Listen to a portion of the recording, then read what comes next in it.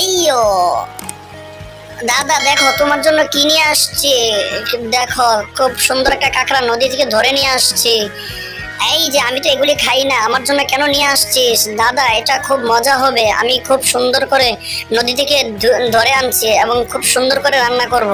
আমার দাদা কাঁকড়া খাইতে খুব বেশি একটা পছন্দ করে না, তাই আজকে আমি নদী থেকে কাঁকড়াটা ধরে আনছি। খুব সুন্দর করে রান্না করে আমার দাদুকে খাইয়ে আমার দাদুর মন জয় করে নিব। এই জন্য খুব সুন্দর করে কাঁকড়াটা রান্না করতে হবে।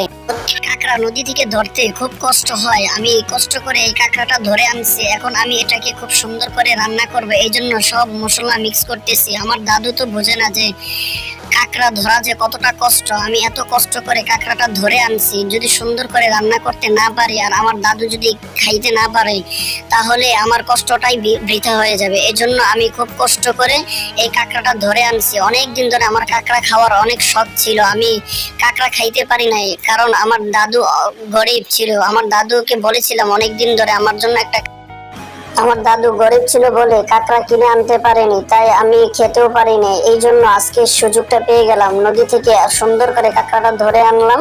এবার খুব সুন্দর করে রান্না করতে হবে। দেখি এবার কাঁকড়াটা হয়েছে কিনা। অনেকক্ষণ আগুনে পুড়িয়েছি। ও, কাঁকড়াটা খুব সেই হয়েছে, খুব লাল হয়ে গেছে। দাদু, তুমি আসো এখানে, কাঁকড়াটা দেখো কত সুন্দর হয়েছে। এবার একটু খেয়ে দেখো কেমন লাগে। দাদু, কেমন হয়েছে? খুব খুব ভালো হয়েছে। তুই এত সুন্দর রান্না করতে পারিস, তুই আমাকে আগে কেন বলিসনি? দাদু, কাঁকড়াটা খেয়ে দেখো।